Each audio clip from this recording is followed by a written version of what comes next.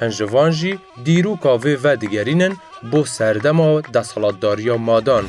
هەڵپەڕکێی کوردی دەگەڕێتەوە بۆ پێش مەسیح، ینی کاتی هۆ خشتەرە لەو کاتێدا کە مادەکان لەسەر کار بوون و حکوومەتی دیاکۆنەوە. سەرەن ئێژین هەڵپەڕکێ تاریخێکی 3000 ساڵی هەیە بەخاطری ئەو کە مەسەن لە قەڵای هەپیرە لە بینی کرماشان و ئیلامە قەڵایەکمان هەیە بەناو قەڵای هەپیر کە تەختەسەنگێکە لەسەر و تەختەسەنگە چەند نەفەر دەستیان گرتو و ژوورنایەکیش لەو لاوای کوتێ، یعنی ئێمە لەو زەمانە هەڵپەڕکێ بووە. دیلان و گۆڤەندین کوردی چەندین جورەیەن جودا لەخوا دەگرە و هەر ناوچەی کوردستانê şêwazek taybet bixwe heye.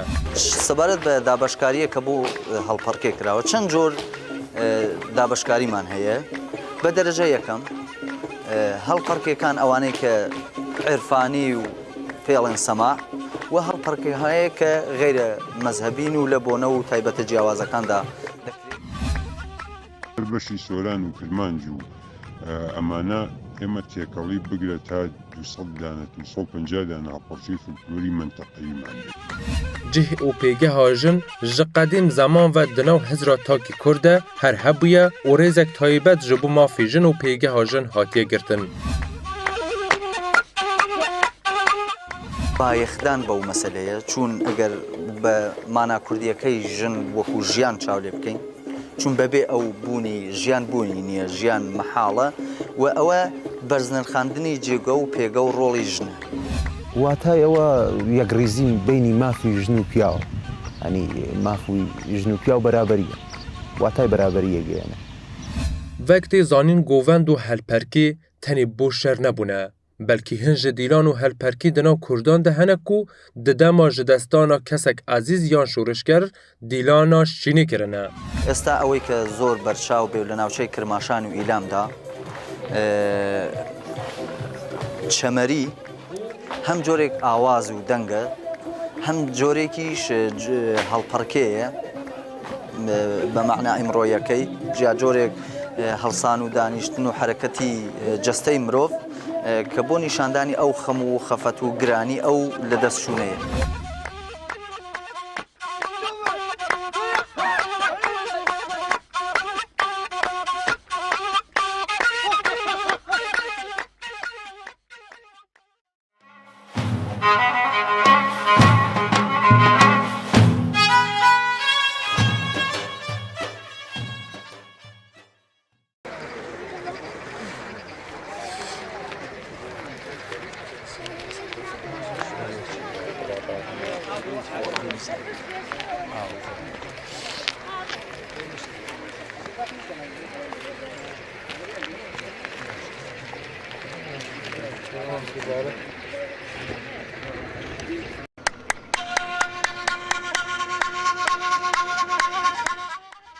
Govenda Kurdî beşek ji dîroka gelê Kurd a nehatê nivîsîne. Di nav van govend û dîlanan de sedan karasat û serpêhatiyên cor bi cor hene ku belkî beşek zêde ji van nehatibine gotin.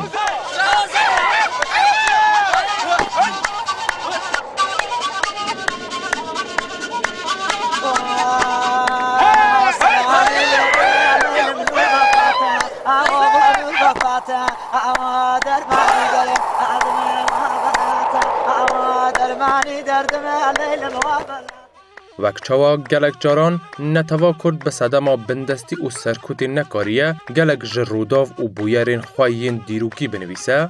lê kariye bi dahênana corek ji govendan wan bûyeran bi zimanê dîmen û hest nîşanê neteva xwe bide.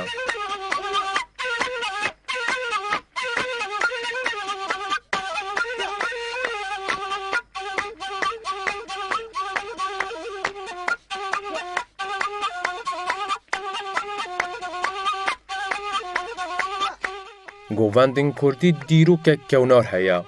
û her yek ji lêkoleran bi corekî li ser dîroka govend û helperkiyên Kurdî diaxivin û hin ji van dibêjin dema ku gelê Kurd di Zagorosê de niştecî bûne, vê demê govenda Kurdî hatiye afirandin. Hin ji van jî dîroka vê vedigerînin bo serdema desthilatdariya madan ku desthilatdariya gelê Kurd bû û nêzî 225 salan desthilatdarî kir. جۆرێک جوڵەی مرۆڤ کە بۆ دەربڕینی هەست و ئەحساسی خۆی بە بۆنەی جیاواز و دەربڕینی ئەو ئایدیا و فکر و وتمان هەستی خۆیەتی جا ئیسە بە پێی ئەو بارودۆخانەی کە هەڵپەرکێتیا ئەکرێ چ وەکو شەڕ بێت کۆتایی شەڕ بێ سەرکەوتنی شەڕ بێ نەخێر شادیەک بێ زەماوەندێک گۆڤەندێک بێت بەڵام خودی هەڵپەرکێ جۆرێک جوڵەی مرۆڤە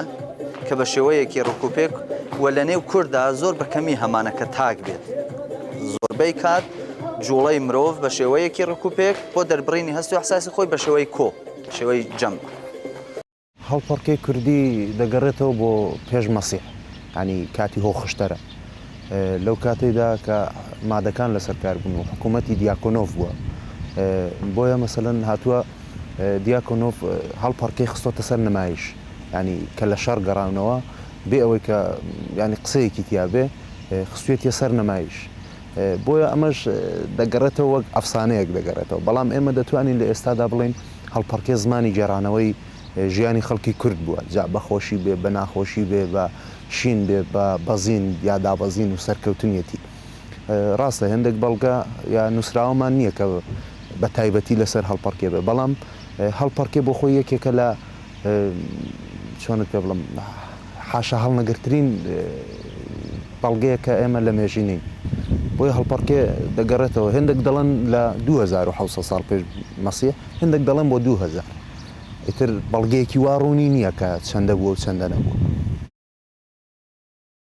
نەخش و نگار و نگارشانی کە لەسەر ئەو کوزوانە هات سومێریەکان دەستیان گرتووە بە یەک و خەریکن سومێریەکانیش بەشێک بوون لە ئێمە لە ئاینی ئێمە ئیسپادیان کرد یا مەسەلەن ئێژین هەڵپەرکێ تاریخێکی 3000 ساڵی هەیە بەخاتری ئەو کە مەسەلەن لە قەڵای هەپیرە لە بینی کرماشان و ئیلامە قەڵایەکمان هەیە بەناو قەڵای هەپیر کە تەختەسەنگێکە لەسەر و تەختەسەنگە چەند نەفەر دەستیان گرتووە داوەڵ ژوورنایەکیش لەو لەوای کوتێ یعنی ئێمە لەو زمانە هەڵپەرکێ بووە ئەگەر هەڵپەرکێ لەو زمانە بووە پس پێش لە ئەویش بووە کە ئێمە ئاگەڕینەوە بۆ دەورانی ئەستیاک و ئەم جەد و ئابادی خۆمان یعنی زمانی مادەکان لە زمانی مادەکان ئێمە کە دین بەملا لە زۆربەی داستانەکان نابیسین کە لە ئەمە یونانیەکان باسەکەن گەزەن فون باسەکات کە ئێمە لە چاوساقێکمان پرسی ئەو باسی ئەم شتەیە کرد کە ئێمە زمانێکە لە شەڕی بەردیا و کوورش کە گەڕاینەوە بۆ یونان لە چاوساقێکمان پرسی وتمان لە کۆوە بڕۆین ئەویش ڕێگایەکی پێ پیشان دایگوتی ئەمە لە پەنای کاردۆخەکان وەڕۆن بەڵام هوشیار بن شوێنیان نەسووتێن ئاگریان نێن بوو تێمانە کێن و تێمانە ڕیشەیەکن لە کورد مانەتوە لە مادەکانن سەرزەمانێکە کوورش خیانەتی کرد بە ئەستیاب و شەڕی لەگەڵا کرد و پارسەکان و مادەکان جیابوونەوە لە یەک ئەمان لە بەشێ لە هێگمەتانە مانەتۆ بۆ خۆشیان خود مختارن هاوشای خۆیانیان هەیە وەلێ کاریان بەکاری کەس نییە داگیرکردنین ئەسەن مەگەر عەزیەتیان کەی ئەنیا کاریان پێ نییە و داوای یارمەتیشیان لێ بکە یارمەتیش دێن بەڵام سریە داستانهای تر لێرە چاوساقەکە باسەکات ئێژە چۆن نەزانی ئینسانایەکی قەوی نەیوت وتی لە شەڕێکە داریوش 120,000 نەفەر نیروی ناردە کە زمانیان نیروانە ڕۆیشتن لە ناوکردەکانە زەماوەند بووە هەڵپەرکێ بووە بە دەورە حەڵقەیان بەستە و هەڵپەرکێیان کردە بە مروری زەمان ئەم چەند هەزار نەفەر نیروە شناو زەماوەنەکە و ئەسیرە بن بەدەستیانەوە وەکو چۆن لە وەسەتی خۆیانە دیوهایەکی گەورەیان کەندە بێت کە هەرچەنێ نیرو بەدەستیان کەوێ بیخەنە ناو زیندانیان بکەن هەر لەوێش زیینە بە چاڵیان بکەن نەیاڵن کە هەر بێنە دەرەوە مەسەڵەن بە هەڵپەرکێ خەڵکەکە چوونەتە ناویان ئەمە داستان هەیە کە لەبارەی هەڵپەرکێ و هەڵپەرکێ مێژینەیەکی خاصی نییە هەڵپەرکێ لەوەتێ ئێمە هەین کورد هەیە هەر بوو هەر ئەیشمێنێت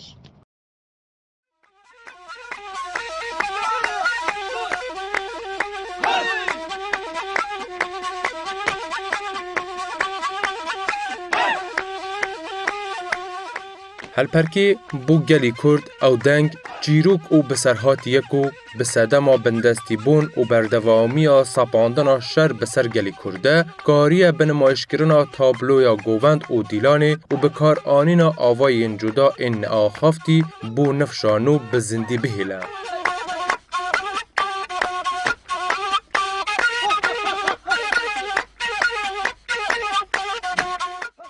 دیلان و گۆڤەندên Kurdî çendîn cureyên cuda li xwe digire û her navçeyê Kurdistanê şêwazek taybet bixwe heye. Hin ji van dîlanan hemasî ne û hin ji van jî siroştî û hin jî taybet bo dawetan in. û her yek ji van govend û dîlanan jî wateyek taybet bixwe heye û dîrokek veşartî li piş wan e.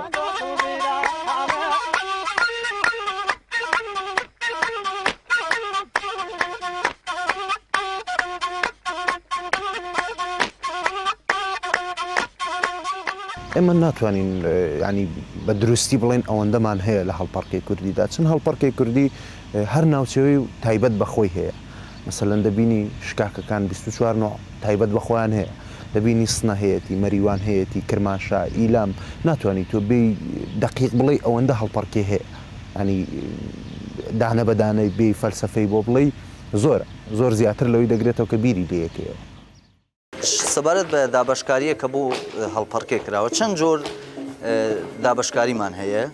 بە دەرەجە یەکەم هەڵپەرکێکان ئەوانەی کە عێرفانی و فێڵێن سەما و هەڵپەرکێک هەیە کە غەیرە مەزهەبین و لە بۆنە و تایبەتە جیاوازەکاندا دەکرێت هەڵپەرکێکێ نا یعنی ئێستا ئەوەی کە بەشی سەماعیەکەی مەزهەبیەکەیە کە لە تەکیە و خانەقاکاندا ڕەنگە بینی بێتن جۆرێک جوڵەیە کە زیاتر لە سەر و ملو لەگەڵ دەف و کۆمەڵێک ئامێری تر لە تەکیە و خانەقاکاندا دەکرێت و هەر بووە وەکو جوڵەی یا یارسانەکان لەگەڵ تەمورە ئەوەیش بە جۆرێک جوڵەی مرۆڤە کە ئەتوانی بە وەکو هەڵپەرکێ وێنای بکەیت جۆرێ تریشی وەکو بەزم و ڕەزم و ئەوانە ئەو بەزم و ڕەزمانەیش بۆ خۆی دابەشەکرێنە سەر چەند بەشی تر و هەر ناوچەیەکیش خاوەن کۆمەڵێک جۆری جیاوازی هەڵپەرکێن ئێستا بۆ نمونە لە هەورامیدا کە پێی دەڵێن هۆرپڕای چەپیمان هەیە لە ناوچەی کرمانجنشیندا کە پێی دەڵێن گۆڤەند ئەویش دابەشکاری تری بۆ دەکرێت چەند جۆرمان هەیەوە ناوچەی سۆراننشین و کەلهۆڕنشینیشدا ئەویش چەند شاخە و بەشی لێ دەکەوێتەوە هەر کام لەمانەیش جۆری جوڵەکە واتای خۆی دەگەیەنێت ئەگەر بین جیاکەینەوە لە بەشی شکرانە ئێمە نزیکەی هەفتاشتا قورچێکمانەیە کە ئەگە بەشی شێخانەکانیشیان پێوێن مەسەڵەن بەشی شکاکەکان زیاتر بەشی شێخانەکانەکەون کەوانیش خۆیان زیاتر لە 200-300 دانە هەڵپەرچیان هەیە بە کولی چوارپارچەوە منیسە مەسەڵەن جای ناکەمەوە بێژم جای ئەەکەم و ئەمانە چونکە هەر یەکیاوانی ساحەوی فڕمایەکی خاصی خۆیان لە بەشی سۆران و کرمانج و ئەمانە ئێمە تێکەڵی بگرە تا 200 دانە 250 دانە هەڵپەرچەی فولکلۆری منتەقەییمان بێت یعنی لە ناوچەی خۆمانە لە ناوچەی موکوریانە ناوچەی سنا لە ناوچەی ئەمانە یعنی ئەمانە جوزی هەڵپەرچەیەکی بێژین شایمانەندە لە سریە شوێنمان هەیە چەمەرا گێڕن چەمەرەیش خۆی بەشی هەر شکرانەیە لە بەشی شکرانایە و لە ڕیتمی شکرانە و شتای ئیجرا بێت ولا ئێمە هەڵپەرچەی شەڕمان هەیە کە مەسن سریە هەڵپەرچەیمان هەیە کە حاڵەتێکی حەماسیان هەیە کە ئەوانە وەکو نەمادێک وان مەسن هەڵوەرگرتن لە شێوازی ڕۆیشتنی مەسەلەن سریە جانەوەرەکان و ئەحشامەکان و دەر و دەشت و شاخ و کێوەسەن هەڵپەرچێ بەرگرفتە لە شاخ و کێ و دەر و دەشت و ئەوەی کە لە ناو دەرونی ئەو دەشتایە یعنی گشتیان بە تەسویر کێشاد هاودیان بە تەسویر کێشایەنە ئەو شتە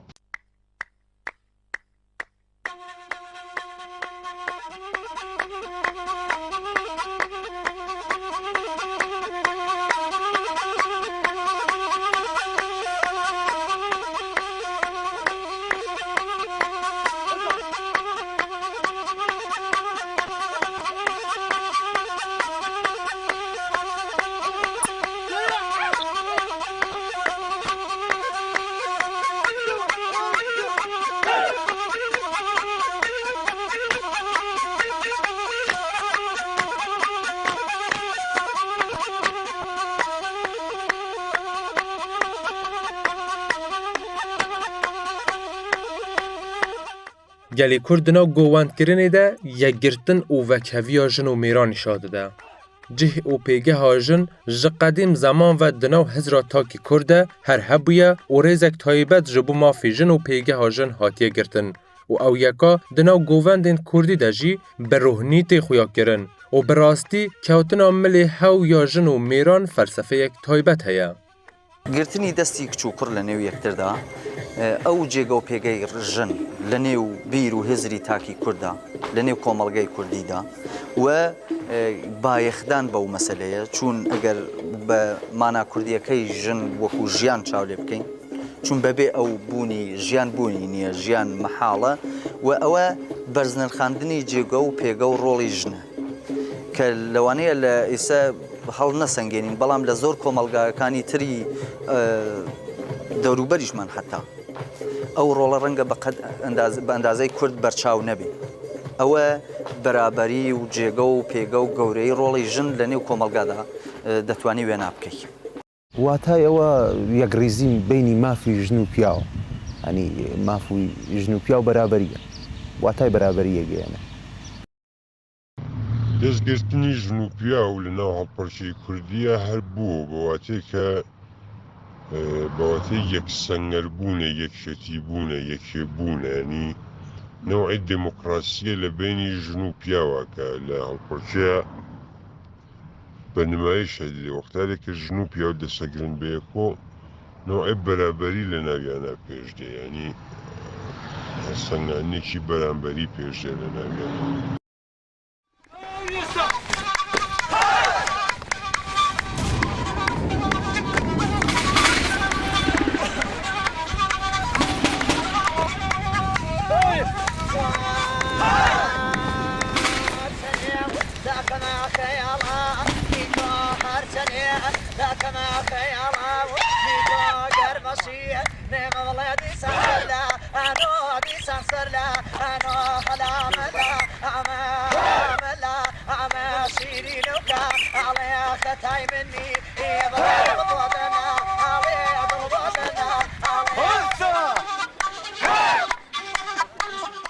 Cilûbergên Kurdî yek ji nîşane û hêmayên gelê Kurd e. Grûpên Dîlanê her timî hewl didin bi cilûbergên Kurdî yên folklorî ve xwe bixemlînin û her yek bi avayê cuda cilûbergê Kurdî yên deverên cuda yên Kurdistanê diparêzin.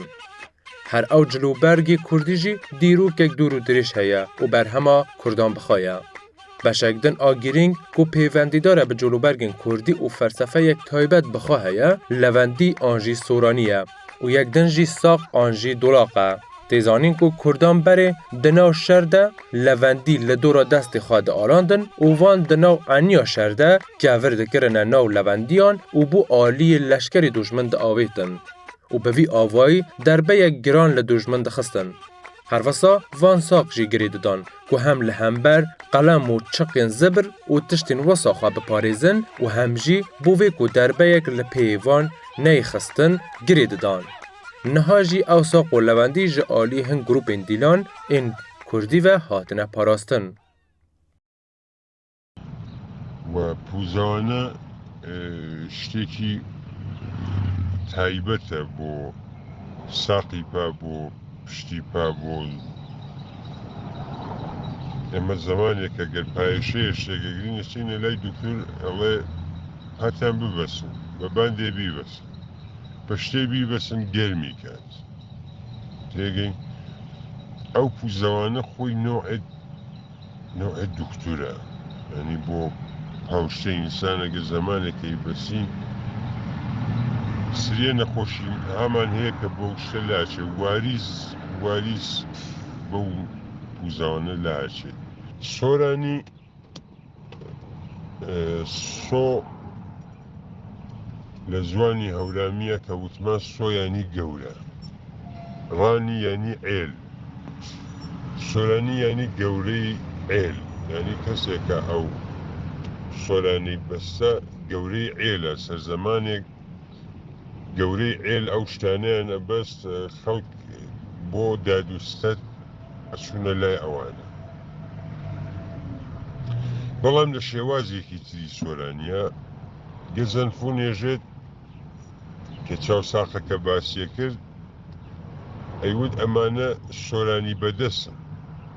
ئەمە سۆرانی چییە؟ وتی سۆرانی دەسماڵێکی سپیە ئەیبەسن بە دەستیان و زۆریش درێژە، بەردەخەنە ناوی فڕیان بۆ دوژمن. هەر بەردێکە فڕیان حتمما مەحاڵە سەری سێ نەفەر نەپەڕێنی. ئەوە پیاوهایەکی قەوی و بە قووەت ئەو کارێشەکەن کە سەرزەمانی ئەو قەرناسکە هەڵە سوورێنن و سۆرانی هەڵە سوورێنن ئەوێتە یعنی گولەیەکی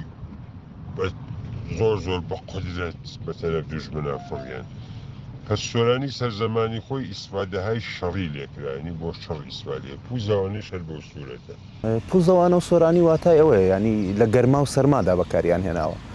لە سەرمادا بۆ ناو بەفر و بۆ ناو سارد و سەخڵەتی بەکاریان هێناوە، لە گەرماشدا بۆ ناو کشت و کاڵ و بۆ ناو مەزرا بەکاریان هێناوە کە ماریاد و پشکێک پێیانەوە نەدا ئازار بە مرۆڤ گەیەنە. ئەو هاوارە و قیرینە گەلێک واتەدارە ku di nav dîlanên Kurdî de tê bikaranîn. Tê zanîn ku di demên berê de leşkerê Kurdan di eniya şer de ger ber bi pêşreviyê ve diçûn hora û qîjîn û havar kirine û ew yeka jî bûye sedemê tirs û hûwek mezin bû dûjmin. Niha jî di nav dîlan û govendên Kurdî de ew havare tê xuya kirin.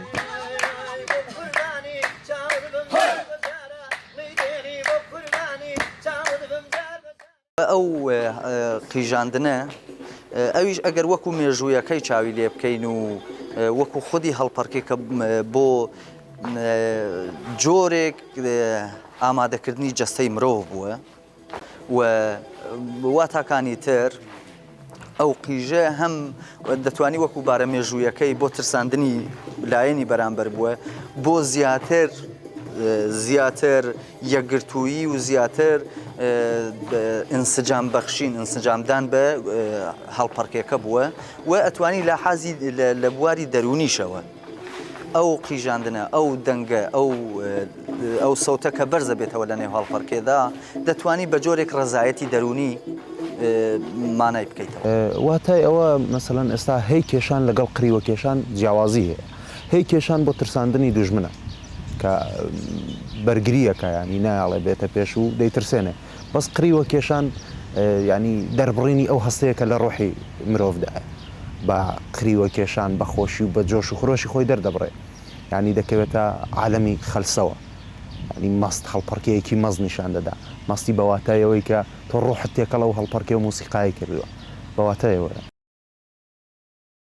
هەی کێشانن یا عیو یا سۆکردن لە هەڵپەرچە بە معنای داسڵەکاندنی دڵی دوژمنە. واتەیە مەکە ئەگەر جەماعەتێ بێک و هەی بچێشین دڵی دوژمنەکەمان داسڵەکێن. ئەگەر دە نەفەر بین هەی زۆر بچێشین دوژمن وازانێمە 100 نەفەر وا نازانێمە 10 نەفەر. بەژەمە دەنگەی 10 نەفەر نییە، دەنگەی 20 نەفەر نییە، مە دەنگەی هەزاران کەسە. چونکە ئێمە بە گیان و بەدڵ هەی بۆ کێشین. هەیە سۆ هەی خۆی ناوێکی تەعالیە، ینی لە واتەی زیکرێکی لێتەوە هیە عالیە. سۆ ینی گەورە لە زوانی هەورامیانی سۆ ینی تۆ کەسێکی گەورە بانگەکەی، شەخصێکی گەورە بانگەکەی کە سۆئەکەی ئەو سۆیە و ئەو هەیە بە معنای داشڵەکاندنێ. ئەو سەرچوپی کێشە ku dirêk xistina dîlanên Kurdî de rolek xaya taybet heye û ew jî binçûpîkêş an jî gavanî ye. Ku dirêk xistina dîlankirinê de rolek taybet dilîze û di dîrokî de tê zanîn ku serçûpîkêş rola fermandeyekî dilîze û binçûpîkêş jî bi qasî serçûpîkêş بۆ nehêlana şipirzî kewtin di nav leşker de erkdar e. بە واتایەک چەند گێڕانەوە هەیە سەبارەت بە مەسەلەی سەرچۆپی و بنچۆپی وتمان هەر کام لەم جوڵانە واتایەک هەڵدەگرێت. بوونی سەرچۆپی لە نێو هەڵپەرکەی کوردیدا هەم نیشان و ئەگەر وەکو مەیدانێکی شەڕ وێنای بکەین وەکو کەسێک کە ڕابەراتی و فەرماندەیی دەکات، هەم گێڕانەوەیەک هەیە کە لە پێشدا لە حزور و لە نێو کۆشکی پادشاکاندا چون لە برنەژووری نەیزە و کۆمەڵێک ئامر کە پێیان بووە بۆ نیشاندانی سەرکەوتنەکان و شایەکان کاڵپەرکەیان کردووە قەدەغە بووە بە دەسماڵێک بە هەرچێک بوو بێ ئەو کەسە هدایەتی گروپەکەی و ئەستۆگرتووە هەڵپەرکەکەی و ئەستۆگرتووە ئەمە وەکو مێژوویەکەی ئەگەریش وێنای ئەو سەرچۆپیە چون دوو بەشمان هەیە هەم سەرچۆپیمان هەیە کە لە پێشەوە دەسماڵێکی پێەیە هەم ئاخر کەسیش کە پێی دەڵێن بنچۆپی یاگاوانی ئەویش خۆی واتایەک بە هۆی ئەوەی کە بە پێی جوڵەکان و بە پێی حرەکەتەکانیان لە نێو هەڵپەرکێدا جیاوازی دەردەکەوێت بەڵام یەک واتاتوانین بەرداشت بکەین بەرابەریەک کە لە نێو هەموو تاکدا هەیە چون لە هەڵپەرکەی کوردیدا ئەتۆ نقطەی مرکزیت نییە ئەتۆ نقطەی ناوەندت نییە کەسێک وەکو لەسەرەوەی هەمویان بێودانیشێ و ئەوەمان نییە هەمویان پێکەوە ئەوە نیشانەی بەرابەریەک دەگەیەنێت ناو هەڵپەرکەی کوردیدا کە دەگەڕێتەوە بۆ شەڕ ینی کەسی سەرچۆپی بەواتای فەرماندەی کۆڕەکەیە یا بەواتای فەرماندەی شەڕەکەیە گاوانیش بەڕاستی دەبێت کەسێکی ئازا و بەتوانا بێ کە نەهێڵێ زعفی گرو دەرکێ یا زعفی ئەو شەڕی کە باسییان بۆ دەرکێ گاوانیش وەکو سەرچۆپی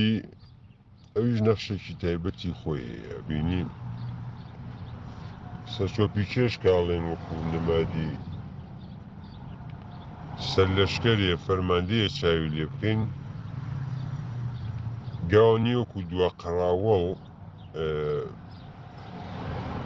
ئەویش بە ئەندازەی سەرچۆپی کێش ئەرکی لەسەر شانە بۆ ڕێک و پێکبوونی گرو و بۆ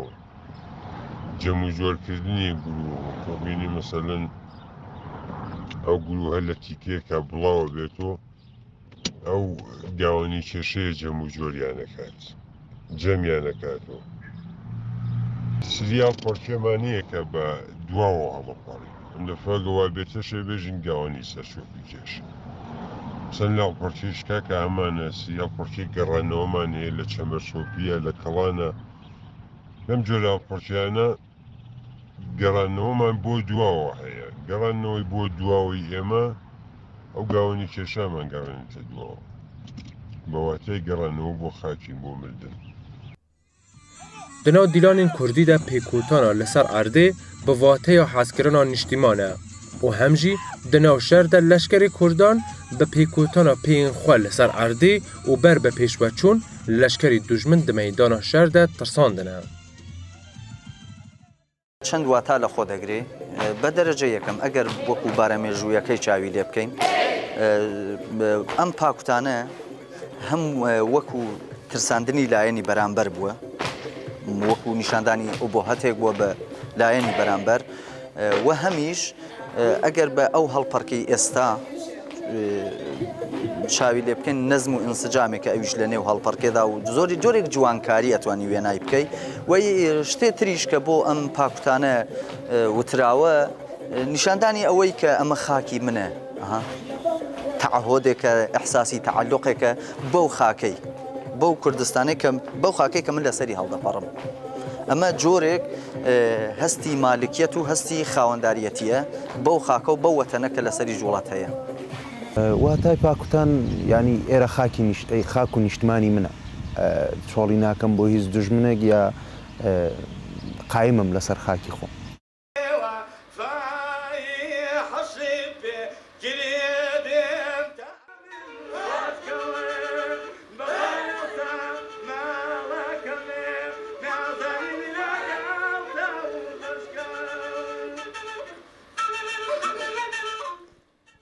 ئەو هەلپەرکێ و گۆڤەندا و ئانەها مەمێزە دەکر ژێرە دەبێژن قڕە پیرەژن دیروکە قڕە پیرەژن دیروکێکی ڤەشارتیە و نەهاتیە گوتن و دیروکێکی ڤەشارتی لە پشت vê هەلپەرکیە قڕە پیرەژنە دیروکە vê viha hatiye zanîn dibêjin dema ku leşkerên Kurdan di meydana şer de li hember leşkerê dujmin sekinan dibû û dixwast li gel wan şer bike leşkerên Kurdan destê hew dikirine nav destê xwe de û bi hawarkirin, qîrînkirin bi avayekî rêjeyî berber leşkerê dujmin ve diçin. Vê demê jî dujmin ترسك و هوفك بوان چه دبه و براستی شکستی تین. هن لیکولر و شارازین هلپرکیجی دیروکا قراپیراجن و دگرین لسر کشتو کالیه. دراستی ده دیلان و گووندن کردی دیروکک وشارتی و نهاتی گوتن لپشوانه. وان نکاریه دیروکا وان بنویسن آنجی بیجن. وان دیروکا وان هلپرکیان و دیلانان با آوای هست و نمایش نشان خلقی خواه و جوادگه ها دانه. اما دوی برگه فیلمی ده هن جوان گووندان و دیلانان که دیروکا وان نهاتیه گوتن و به آوای نمایش و هست نشان خلقی دانه اما ببره اشکره بکن. لا سريليو كالا رايكم ناكاي خندا بخوايتي كمانا جواني قالوا خودا وندا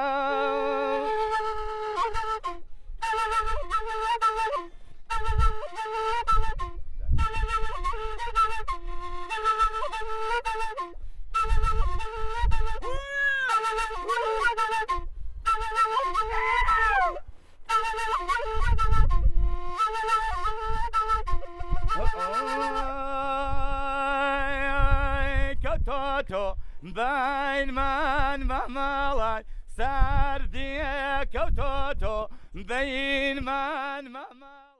فلسفه هەڵپەڕکەی قرەپیرەژن بەواتایەوە ینی خۆسازکردن بۆ شەڕ دەبینی هەندێک دەڵێن کشت و کاڵ هەندێک دەڵێن ڕازم بەس ئێمە دەڵێن ڕازم چەند هەڵپەڕکەیەکی بەڕاستی ڕازمە دەبینی لە هەندێک جوڵەدا هەی کێشانێکی تایبەت بەخۆی تێدایە هەندێک پێشچوونی تێدا کلکەڕقەی تێدایە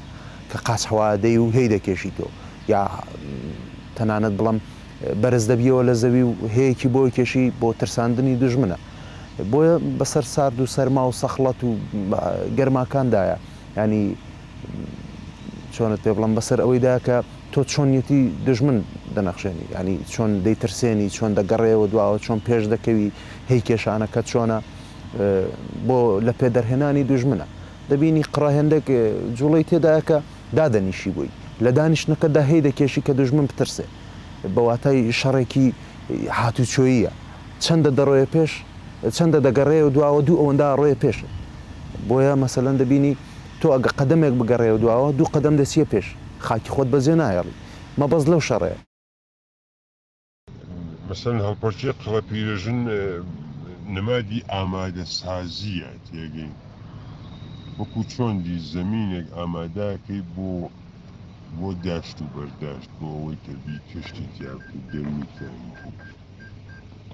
مەراحلی ئامادەکردنی داشت و بەرداشتە لە قڕەپیرەژنە یەک مەراحلی ئامادەکردنی هەڵسەنگانی تەوانی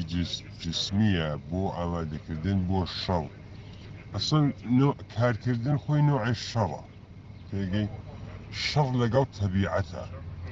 وەختاری ئەو فەردەچێت کارەکە لەگەڵ تەبیعەتە خۆش کارەکەت لەگەڵ تەبیعەتە یعنی شەڕکردن لەگەڵ تەبیعەتە هەڵپەرچێ قڕەپیرەژن وە زۆربەی هەڵپەرچەکانی ترمان تێمە ناوی حەماسی لێهێنی نێڵێن شتەکە حەماسیە و ئەم جۆرە شتانە حەماسە فەقەت لەگەڵ شەڕکردن لەگەڵ بنیام و بەشەرەکانە نەبووە لەگەڵ تەبیعەتە ماوەرەی تەبیعەت ئێمە شەڕکردنمان بوو حەماسە ئەمێڤەر فەلسەفەیە هەن ji corên govendên Kurdî ruh bikin ku yek ji van CP ye. Ew jî kewntîrîn govenda Kurdî ye. Ew govenda şêvaza şerê Kurdan digel dagîrker nîşan dide. Ew govenda leşkerî ye û serkewtin û pêşveçûn û qehremaniya Kurdan nîşan dide. Li Rojhilatê Kurdistanî çendîn şêveyên gwendkirina CP heye û her yekî vate û felsefeyek taybet bixwe heye. Hin ji şarazayên varê govenda Kurdî şêveya CPyê ve digerînine serdema zerdeşt û tê zanîn ku bi vateya sê gotinên vekî gotina baş, hezra baş û kiryara baş dide. هەڵپەرچەی سێپێیی تەنیا مختص بە ناوچەیەک نییە چکە ئێمە زۆربەی ناوچەیەکەمان هەیە کە سێپێیی هەڵەپاون وەلێ سێپێیەکەیان مەسەلەن جۆرا و جۆرە وەلێ هەر شەش پایە یعنی ئێمە تەواوی تا 200 دانە هەڵپەرچی بین ئەگەر جەم و جۆریکەین و سەرجەمیکەین و ئەملاکەین هەرە بێتە سێپێی و هەرە بێتەش ئەو شەش پا حتى هەڵپەرچەی شکایەتەکانیشی کاری بەو شتە نییە. ئێمە ئەگە بین ئەسڵە فلکلۆرەکانی جەموخین هەرە بێتە شەشپا وا بێتە سێپەی. لەناو شکاکە سێپەی هەیە، لە کرمانجا هەیە، لە موکریا هەیە، لە گۆرانە هەیە، لە مامانە هەیە، لە تیلەکۆ هەیە، لە هەموو جۆرێکە ئەوانە هەڵپەرچەی سێپەییمان هەیە و بەڵام ناوهای جۆرە و جۆری خۆشییانیان. سێپێ بەگشتی باز لە سێ کردداری جوانی زەرتۆشتەکان دەکات، ینی کردداری نیک و پنداری نیک و گفتاری نیک. جیاوازی هەڵپەرکەی سێپێ لە شارەکاندا هەیە، ینی هەر شارە و بە جۆرێک دەڕوا، مەسەلەن ئێستا دەبینی بانە بە جۆرێک دەڕوا، سێپێی مەسەلەن مکوریان بە جۆرەیەکەیە. سا چەند نوعێک سێپێمان هەیە، دەبینی مکوریان هەیەی، بانە هەیەی، لەولاوە دەگەڕێتەوە سەقسەیەتی ئەوانەیە. وەکتێ زانین گۆڤەند و هەلپەرکێ تەنێ بۆ شەر نەبوونە، بەلکی هەن ji dîlan û helperkî di nav Kurdan de hene ku di dema ji destana kesek ezîz yan şoreşger dîlana şînê kirine. Ew şêve avaze jê re dibêjin çemerî û zêdetir di navçeyên îlam, Kirmanşan û Loristanê de birêve diçe. Eva şêve dîlaneke ku li ser miriyan tê kirin. جۆر جوڵەیش بووە لەسەر لە کاتی ملان چون هەر کام لە ئەتوانی ئەلبەتە دیارەوە پێویستی بە شیکاری زیاتر و نمونە هێنانەوەی زۆر زیاترە، بەڵام ئێستا ئەوەی کە زۆر بەرچاو بێ لە ناوچەی کرماشان و ئیلامدا چەمەری هەم جۆرێک ئاواز و دەنگە، هەم جۆرێکیش هەڵپەرکەیە بە مەعنا ئیمڕۆیەکەی، جیا جۆرێک هەڵسان و دانیشتن و حرەکەتی جەستەی مرۆڤ کە بۆ نیشاندانی ئەو خەم و خەفەت و گرانی ئەو لە دەستچوونەیە. ئەو چەمەریشە ئەو واتایە دەگەیەنێت، هەرچەند لە هەر ناوچەیەک و لە هەر بەشێک لە کوردستاندا ئەگەر وردیشی بکەینەوە زۆر ناوچەی بچووکتریش لەوانەیە جوڵە و حرەکەتی جیاواز هەبێ بۆ نیشاندانی خەم و خەفەت و تەنانەت شکست لە شەڕەکانیشدا لەوانەیە ئەویش کۆمەڵێک هەڵپەرکێ و جوڵەی هەبێ کە نیشاندانی ئەو خەم و خەفەت و لە دەستچوونانە بێت.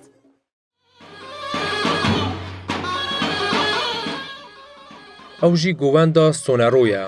ku di li devera dîvan dereyê tê kirin û vê jî şêvazek hemasî heye.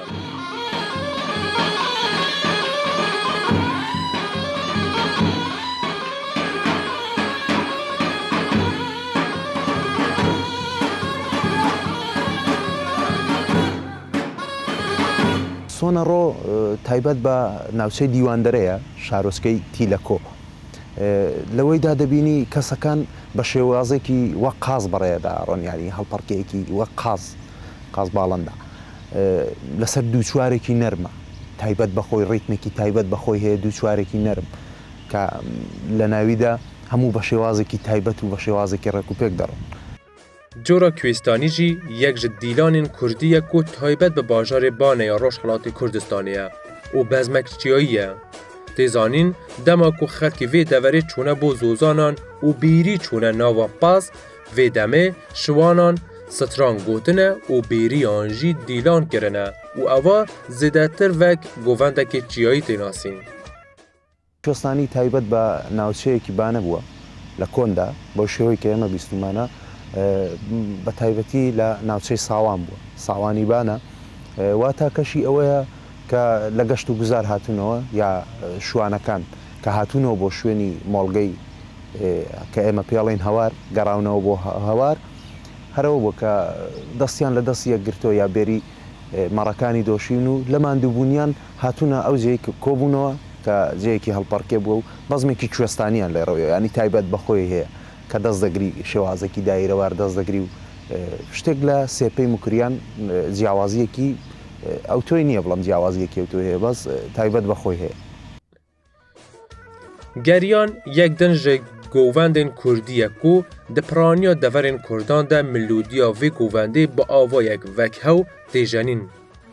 Geriyan di zimanê Kurdî de bi vateya geştê, ew govenda bi nermî û hêdî hêdî dest pê dike û hêdî hêdî bilez dibe. Di vê dîlanê de bandora seyranê di jiyana Kurdan de tê xuya kirin û coreyên melodiyên vê dîlanê nîşana serpêhatiyên ku di seyrangehan de bi dest dikevin nîşan dide. Di vê dîlana siruştî de jiyana hewraz û nişîva Kurdan nemayiş dike و سرپیهاتی و ازمونین وان را دخبر چاوان. یانەکان گەڕیان تایبەت بە سنەیە، ینی دەگەڕێتەوە بۆ سنە و واتای ئەوەی هەیە گەشت و گوزار و گەڕان بەناو سروشدا.